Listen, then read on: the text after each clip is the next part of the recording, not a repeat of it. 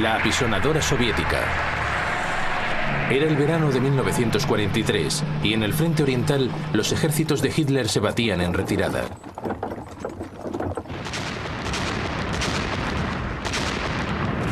Las furiosas descargas de artillería y ataques de los tanques soviéticos destrozaban las líneas alemanas. A principios de agosto de 1943, el Ejército Rojo había expulsado a los alemanes de las ciudades de Orel y Belgorod.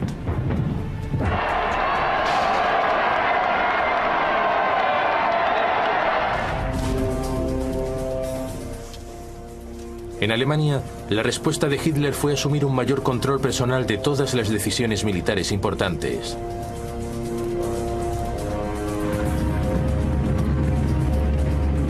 Los efectos se hicieron sentir casi inmediatamente entre las tropas que ocupaban la estratégica ciudad de Kharkov.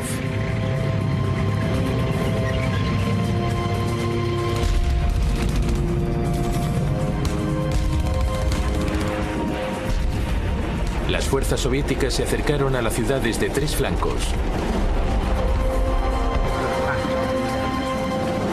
El comandante alemán Erich von Manstein ordenó una retirada táctica. Hitler revocó la orden de inmediato.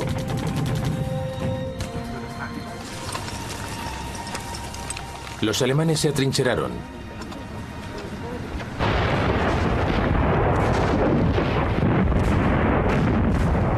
Al principio pareció funcionar. Durante varios días repelieron los repetidos ataques soviéticos.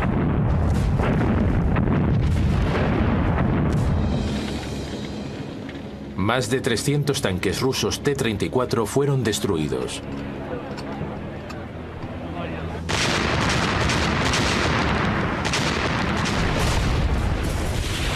Pero a finales de agosto de 1943, las posiciones alemanas se habían visto desbordadas.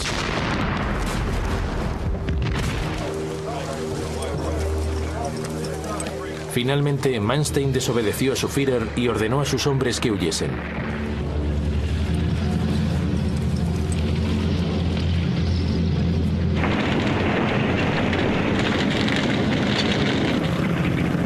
El Ejército Rojo se adentró en las ruinas de Kharkov al día siguiente. Aquello marcó el inicio de una gigantesca ofensiva soviética a lo largo de un frente de casi 2.500 kilómetros.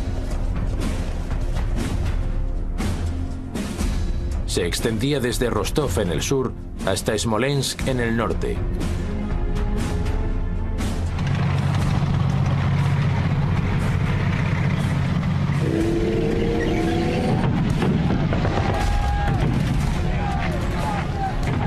En el extremo meridional del frente, cerca de Rostov, el avance ruso amenazaba con atrapar grupos de soldados alemanes en Crimea.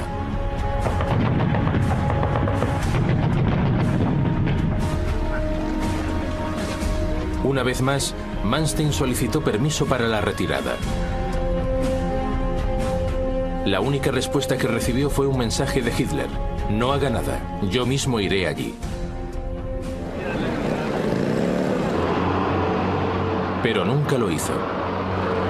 Los militares alemanes se vieron obligados a otra retirada caótica en el último minuto.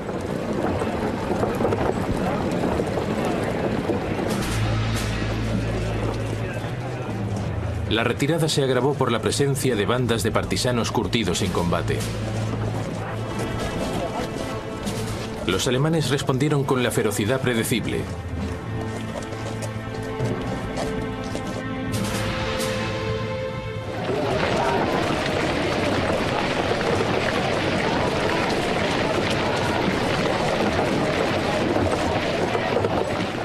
Mientras tanto, en la parte central del frente, los alemanes se retiraban cruzando el río Dnieper.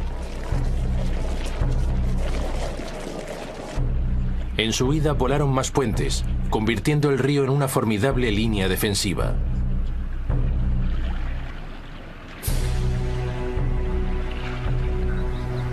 Posteriormente se atrincheraron en la orilla occidental.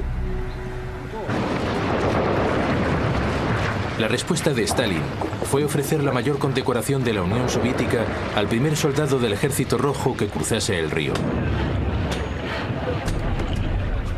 A principios del otoño de 1943 ya se habían establecido varias pequeñas avanzadillas en la orilla controlada por los alemanes.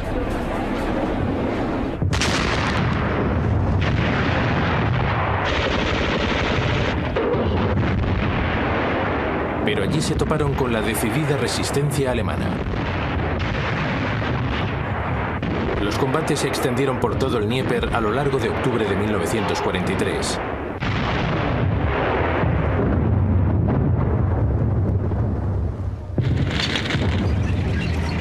Finalmente, a principios de noviembre, las tropas soviéticas conquistaron Kiev.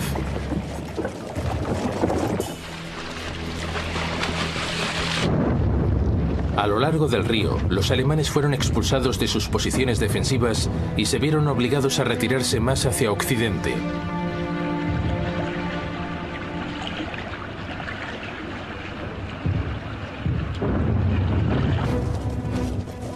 A finales de 1943, el Ejército Rojo había vaciado virtualmente el territorio histórico de Rusia de las tropas germanas.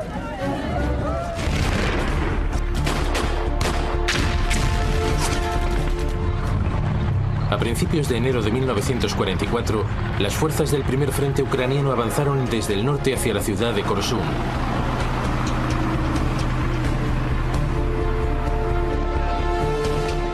Era el último reducto alemán de lo que habían esperado que fuese su línea defensiva a lo largo del río Dnieper. 12 días más tarde, las tropas del segundo frente ucraniano avanzaron desde el sur.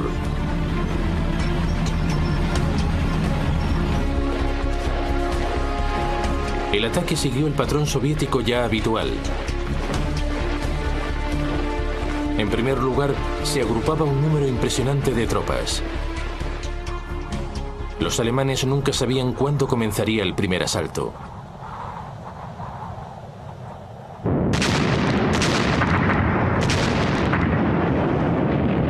Posteriormente, se producía una devastadora descarga de artillería.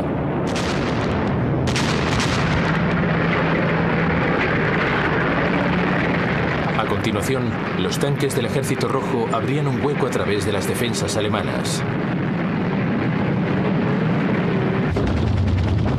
Y por último, actuaba la infantería.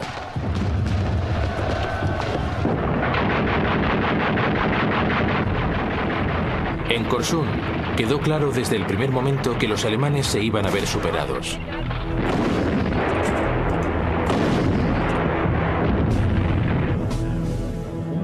El comandante alemán, el mariscal de campo Erich von Manstein, voló hasta el cuartel general de Hitler en Prusia Oriental para suplicarle de nuevo el permiso para la retirada.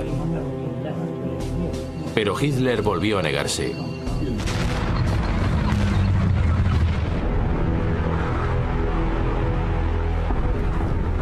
Cuando Korsun cayó finalmente, los alemanes habían perdido alrededor de 30.000 hombres.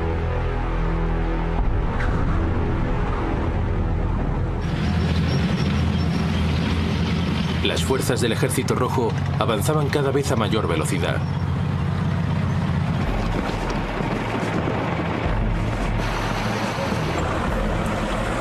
Ese avance era posible gracias a las flotas de camiones, la mayoría proporcionados por los Estados Unidos, que permitían la llegada de suministros a sus fuerzas. Los rusos también dominaban el cielo.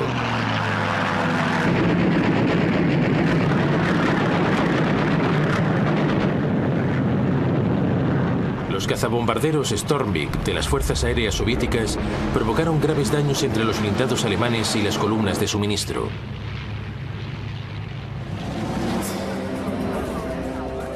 Pero Hitler se negaba a contemplar la posibilidad de la derrota y anunció una nueva versión de su política de no retirada.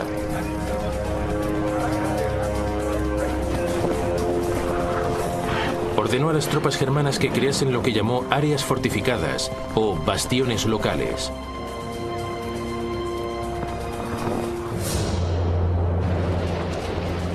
Una de las primeras pruebas de esa nueva estrategia se produjo cerca de la ciudad ucraniana de Kamenets-Podolsky. 20 divisiones de Panzers corrían el peligro de quedarse cortadas. Pero Hitler lo declaró zona fortificada y se negó a permitir su retirada.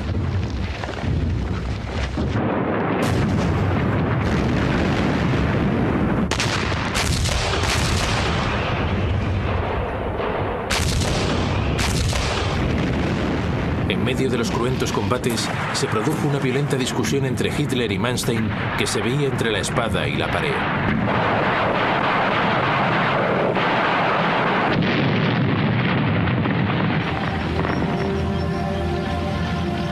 Finalmente, Manstein impuso su criterio y los Panzers recibieron permiso para dispersarse.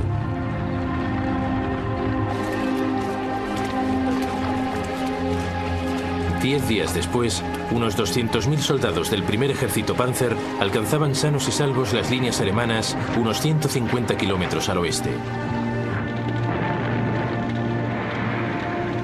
Pero habían perdido la mayor parte de su equipamiento pesado y sus armas. Las solicitudes de retirada de Manstein habían agotado la paciencia de Hitler. El mariscal de campo fue despedido.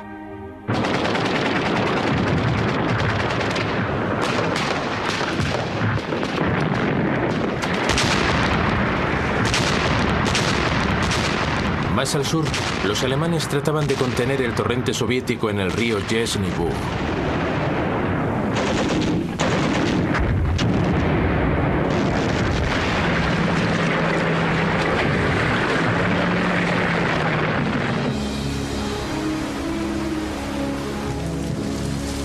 Fracasaron, y un número importante de soldados quedaron atrapados tras las líneas rusas en el puerto de Odessa, en el Mar Negro. También ellos corrían el peligro de quedarse cortados. A principios de abril de 1944, Hitler lo declaró zona fortificada. Pero las tropas alemanas le ignoraron y huyeron de la ciudad.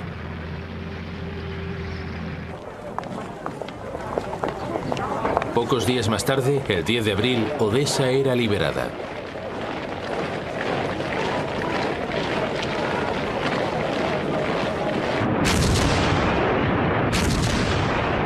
Stalin estaba ganando en todos los frentes.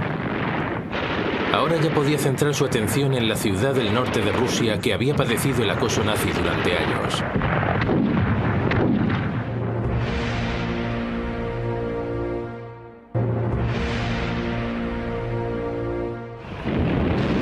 A principios de 1944, la ciudad rusa de Leningrado llevaba casi 2 años y medio bajo el asedio del ejército alemán.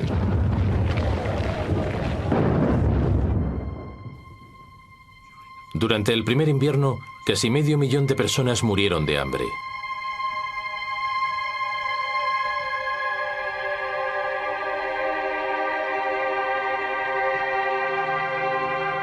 Los voluntarios se esforzaban por apagar los incendios y por construir defensas.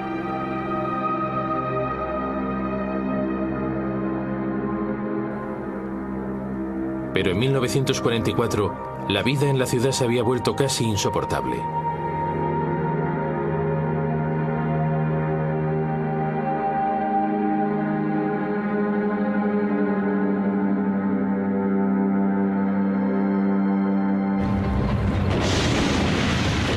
Los diversos intentos por liberar la ciudad habían fracasado.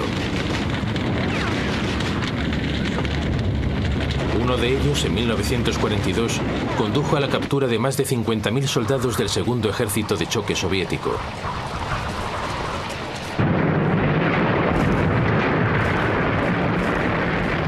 Otro, en 1943, permitió que entrase en la ciudad una línea de suministro. A pesar de ello, durante 1943, hasta 20.000 personas seguían muriendo cada mes de frío, enfermedades y hambre.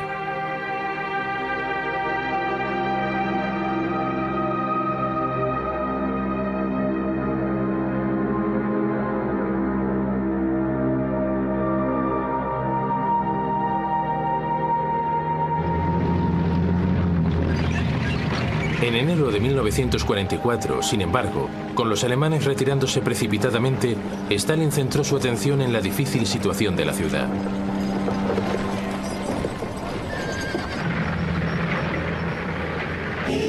Ese mismo mes, las fuerzas soviéticas se infiltraron en secreto en la península vecina de Oranienburg.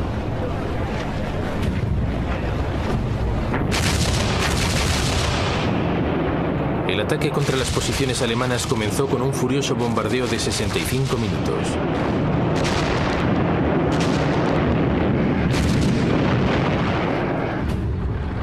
A continuación, las tropas rusas se lanzaron contra las desconcertadas líneas germanas. Al mismo tiempo, otra fuerza soviética atacaba desde el nordeste de la ciudad. También ellos lograron atravesar las líneas germanas.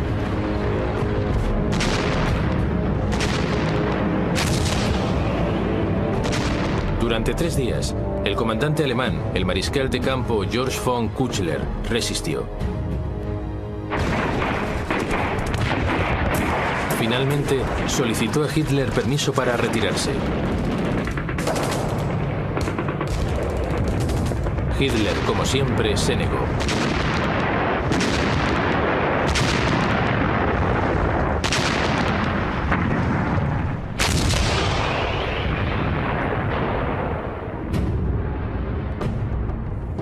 Küchler se enfrentó al Führer, explicándole que solo una retirada salvaría a su ejército de una masacre. Hitler le despidió. Fue sustituido por el general Walter Model. Model era conocido como el bombero de Hitler por su fuerte lealtad y su defensa de los principios nazis. Pero incluso para Model, el peligro era obvio. Desobedeció a Hitler y ordenó la retirada.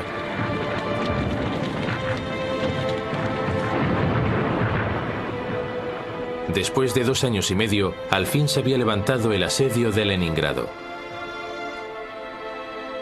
Casi 1 millón de civiles rusos habían muerto.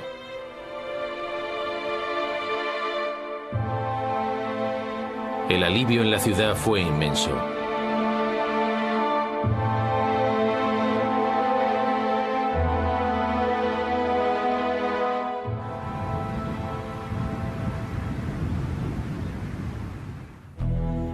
El primer parón en la ofensiva se produjo en la vecina y progermana Finlandia, que se temía una invasión soviética. En marzo de 1944, una delegación finlandesa secreta llegó a Moscú para discutir la paz.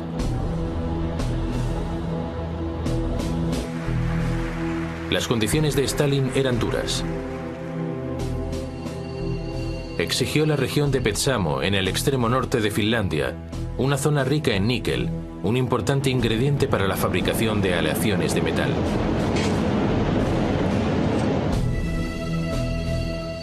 También pidió reparaciones por valor de $600 millones.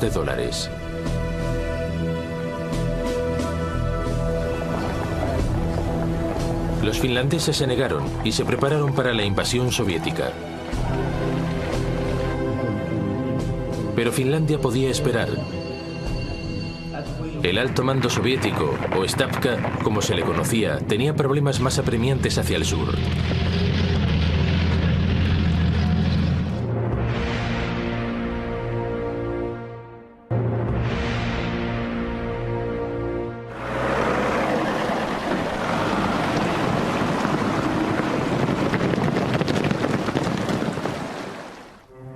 La ofensiva del Ejército Rojo en Ucrania a finales de 1943 había atrapado a 120.000 soldados alemanes en Crimea. Hitler, una vez más, había rechazado darles permiso para retirarse. Ahora solo les quedaba esperar la avalancha soviética.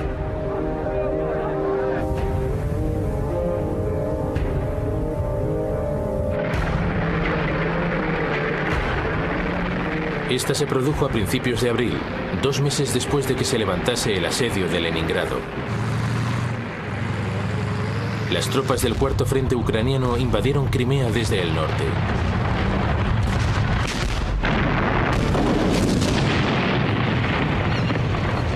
Al mismo tiempo se producía un ataque de distracción por el extremo oriental de la península.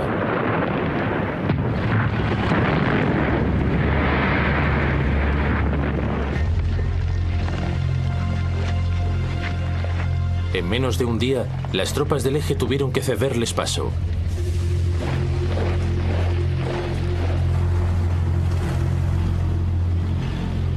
Se recluyeron en el puerto de Sebastopol y Hitler ordenó que la fortaleza de Sebastopol resistiese hasta el último hombre.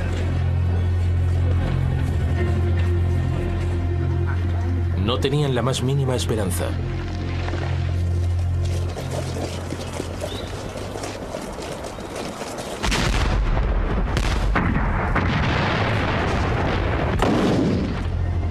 Al cabo de 2 semanas de asedio, las tropas germanas fueron evacuadas por mar. 40.000 hombres lograron escapar. Pero unos 30.000 combatientes se quedaron atrapados en el puerto. Se retiraron a las playas del sur de la ciudad, esperando ser rescatados por más barcos alemanes. Pero eso nunca ocurrió.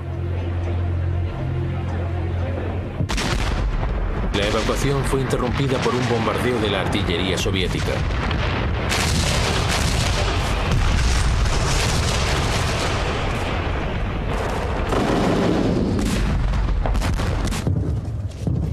Tres días más tarde, los alemanes se rindieron.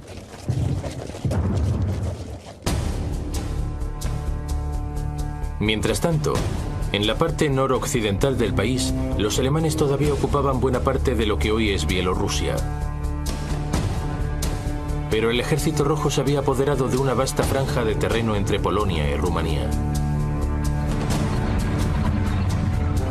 Eso significaba que los alemanes debían defender un frente de más de 2.000 kilómetros de largo. Sus líneas estaban estiradas en exceso. La lógica militar sugería que era el momento de que los alemanes se retirasen a posiciones más fácilmente defendibles. Pero Hitler, que seguía obsesionado con ganar territorio, se negó a conceder ninguna otra retirada.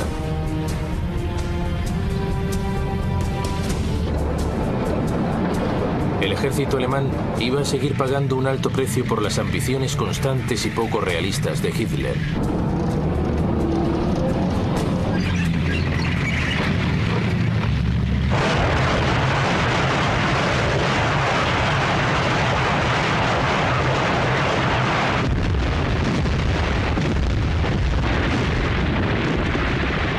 En la primavera de 1944, las tropas de Hitler estaban forzadas hasta el límite.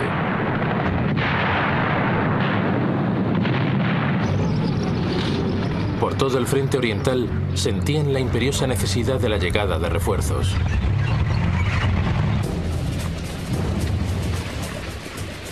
El problema para el alto mando alemán consistía en saber dónde colocar los pocos recursos de los que disponía para sacarles el máximo beneficio. Los informes de inteligencia alemanes sugerían que la siguiente gran ofensiva del Ejército Rojo se produciría en Bielorrusia.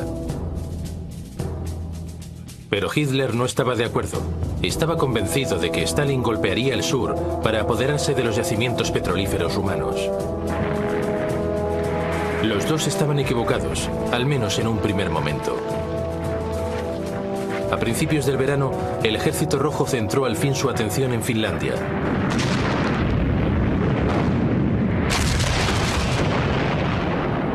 Las tropas rusas cruzaron el istmo de Karelia.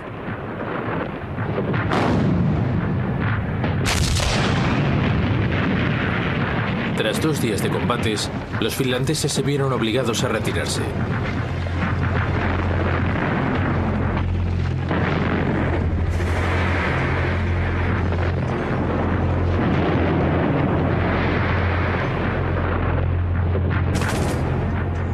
Lentamente, durante el mes siguiente, el Ejército Rojo avanzó hacia el norte adentrándose en Finlandia. En agosto de 1944, todo había acabado y los finlandeses pidieron la paz. Fue entonces cuando Stalin mostró los primeros indicios de un patrón que se repetiría por toda Europa. Se apoderó del territorio, en este caso de la Karelia finesa y de la región de Petsamo, rica en níquel.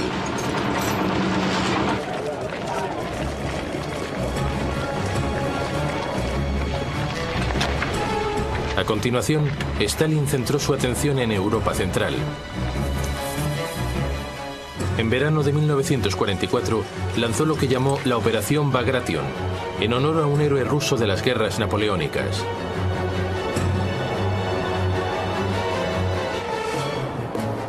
A las 5 de la mañana del 22 de junio, exactamente 3 años después de la invasión de la Unión Soviética por parte de Hitler, los cañones del Ejército Rojo iniciaron un feroz bombardeo contra las fuerzas germanas en lo que hoy es Bielorrusia.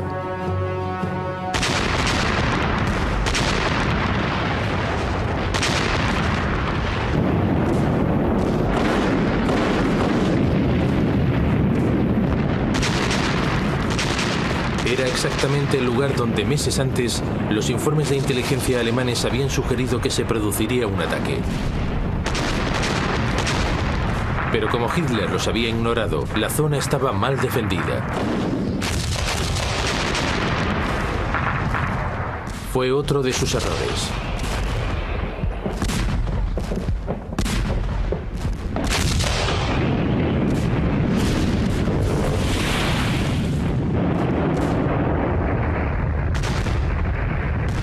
Los alemanes estaban siendo atacados a lo largo de un frente de más de 500 kilómetros.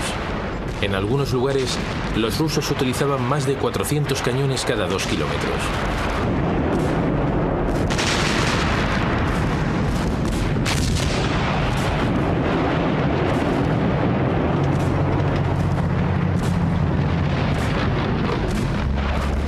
Tras la descarga llegó, como siempre, un torrente de tanques e infantería soviética que aplastaron las defensas alemanas.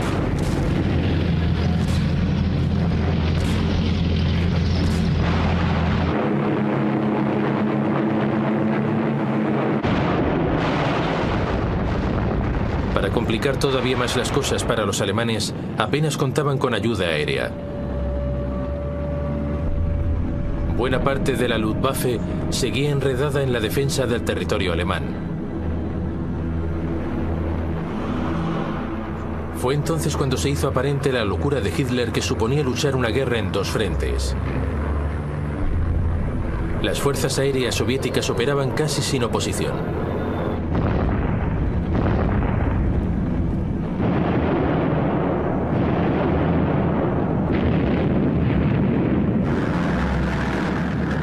Los aviones rusos golpearon mucho más allá de las líneas alemanas, cortando sus comunicaciones y hostigando a sus refuerzos.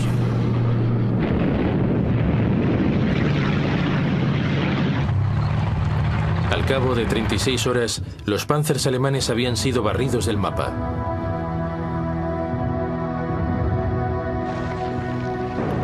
Unos 50.000 hombres se enfrentaban a la posibilidad de quedarse acorralados en la ciudad de Vitebsk.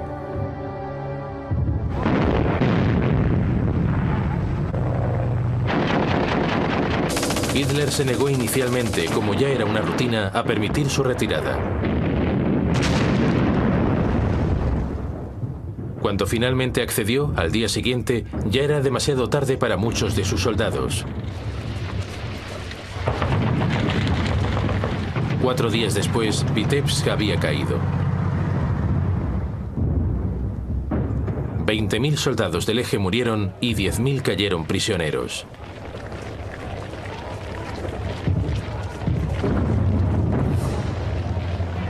Más al sur del frente bielorruso se repitió el mismo patrón. Hitler, furioso, despidió a su general, el mariscal de campo Ernst Busk. Una vez más lo sustituyó por su favorito, el recientemente ascendido mariscal de campo Walter Model. Pero no supuso ninguna diferencia. Las ciudades caían una tras otra.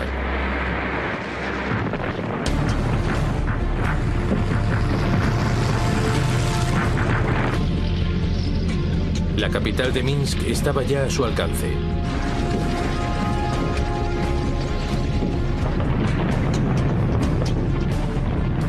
Dos días más tarde, el Ejército Rojo rodeaba la ciudad. Más de 100.000 soldados alemanes quedaron atrapados.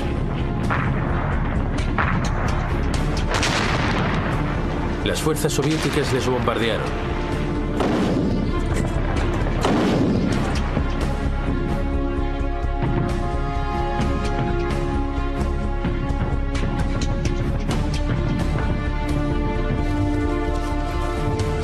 cabo de una semana, los supervivientes alemanes se rindieron.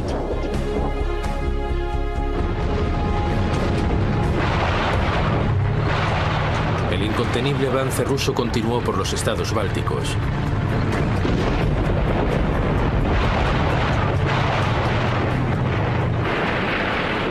La primera en caer fue la capital lituana de Vilnius.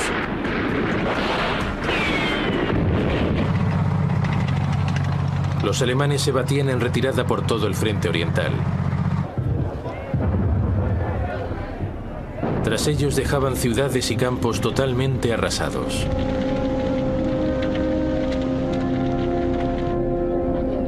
Los alemanes cometieron atrocidades generalizadas contra los habitantes locales.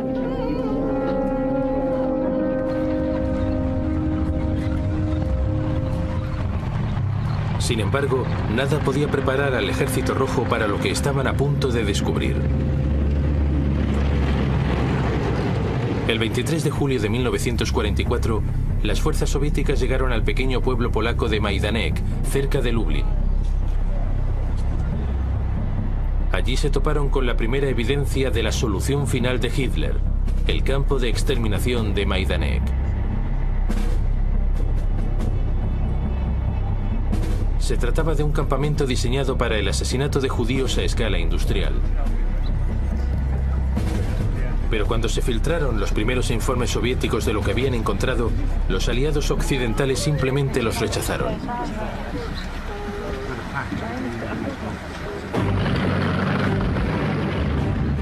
Tres días después de capturar Majdanek, los rusos se estaban acercando a Varsovia.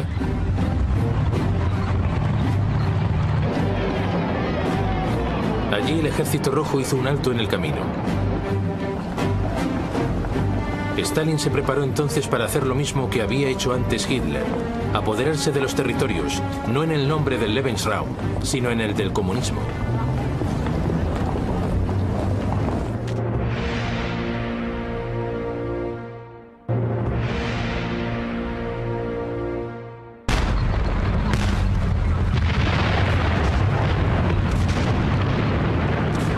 En el verano de 1944, la operación Bagration le había arrancado el corazón al ejército alemán en Oriente.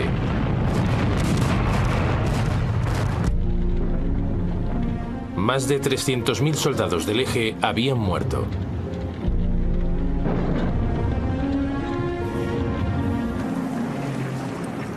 $150.000 habían caído prisioneros.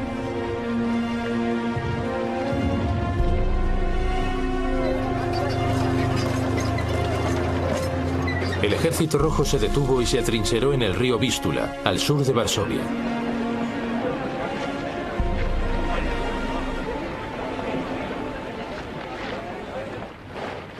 Stalin no tenía prisa en poner fin a la guerra. Con Europa sumida en el caos, se daban las condiciones ideales para la difusión del comunismo.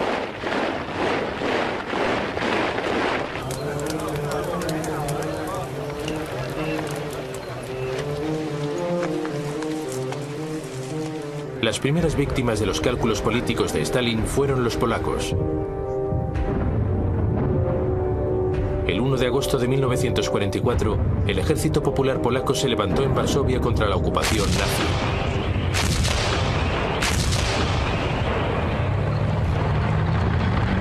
Pero necesitaban desesperadamente ayuda.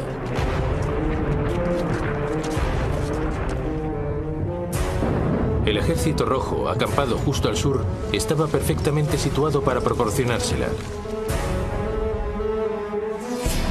Pero Stalin consideraba al Ejército Popular Polaco demasiado cercano al gobierno polaco en el exilio de Londres y hostil al comunismo.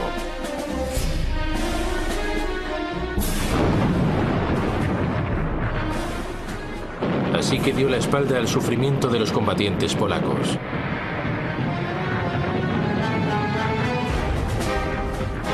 Estos fueron aplastados con una terrible brutalidad.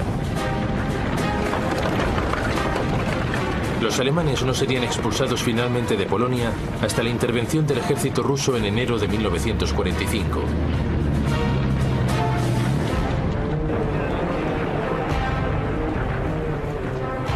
Aquel fue solo el principio del plan maestro soviético, que acabaría implantando gobiernos comunistas en la mayor parte de Europa Oriental.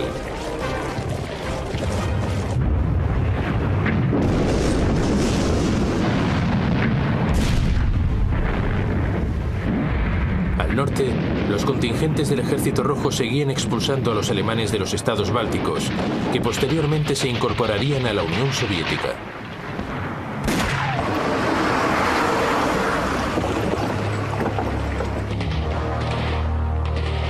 Cerca de la capital letona de Riga, más de 200.000 soldados alemanes se quedaron atrapados tras las líneas rusas.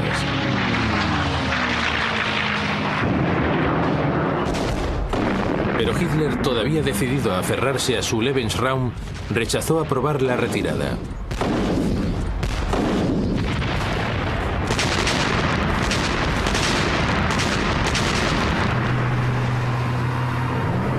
Pese a ello, las fuerzas alemanas fueron empujadas gradualmente hacia la costa báltica.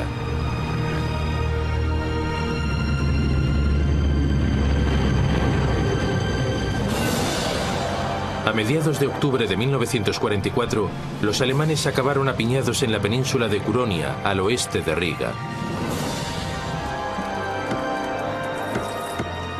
Allí permanecieron aislados durante el resto de la guerra hasta que finalmente se rindieron ante las fuerzas soviéticas.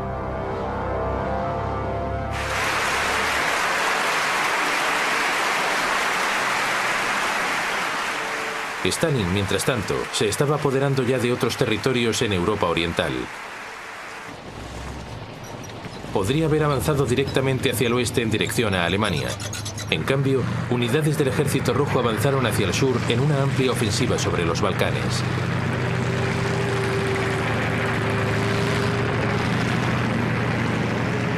Casi 1.500 tanques y 1 millón de hombres entraron en Rumanía a finales de agosto de 1944.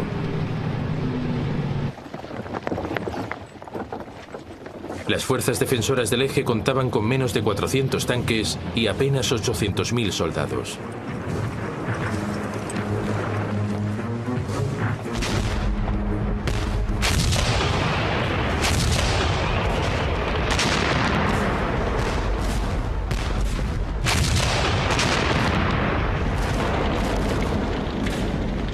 Las tropas romanas progermanas les cedieron paso casi inmediatamente en todo el frente.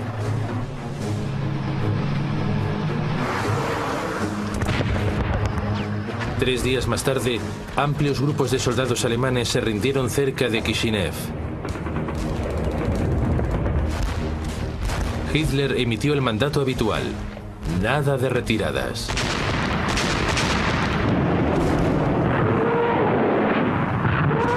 Durante 9 días se produjeron brutales enfrentamientos.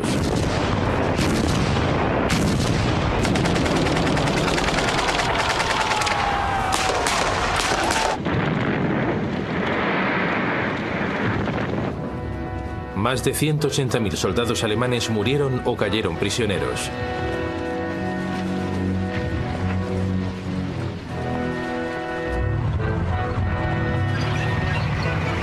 El resto consiguió escapar tardíamente.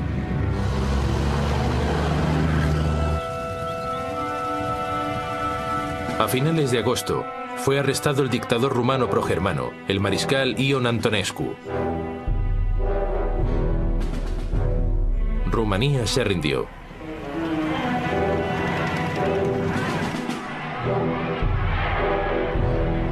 Al acabar el mes, el Ejército Rojo estaba en Bucarest y había ocupado los yacimientos rumanos tan importantes estratégicamente.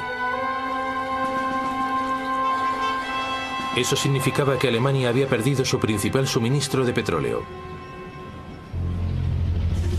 3 ejércitos soviéticos avanzaron hacia el sur en dirección a Bulgaria.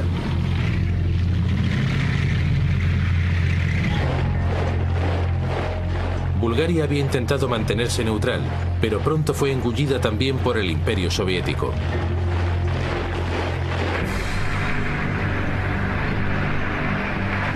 Mientras tanto, el resto de las fuerzas rusas se desplazaban hacia el oeste en dirección a Yugoslavia.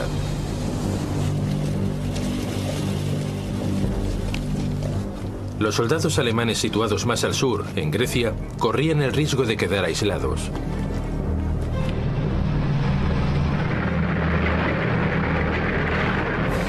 Por ello comenzaron una apresurada retirada a través de Albania y el sur de Yugoslavia.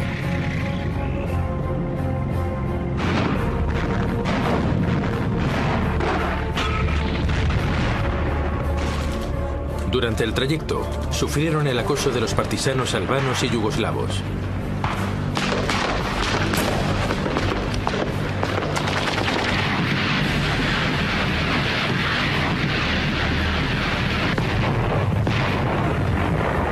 A mediados de octubre de 1944, el Ejército Rojo había alcanzado la capital de Belgrado.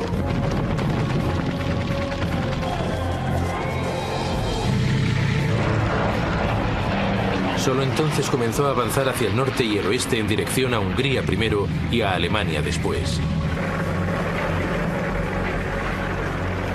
A Hungría llegaron refuerzos alemanes para apoyar al gobierno de Paja pro-nazi, pero el Ejército Rojo se impuso sobre ellos.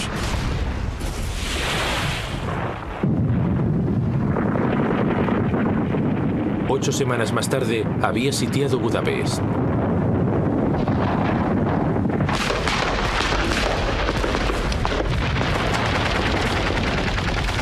El asedio duró 6 semanas antes de que el gobierno progermano se derrumbase. A finales de 1944, la mayor parte de Europa Oriental estaba bajo el dominio de Stalin. Sus tropas dominaban los estados bálticos y Polonia, Rumanía y Bulgaria. Fuerzas prosoviéticas gobernaban en Yugoslavia y Albania. Hungría y Checoslovaquia estaban ya en su punto de mira. Stalin había implantado con éxito las bases de un futuro bloque soviético. Ahora podía por fin avanzar hacia Alemania. Pero en el oeste, las fuerzas aliadas también se acercaban a la frontera alemana. Comenzaba la carrera por ser los primeros en ocupar Berlín.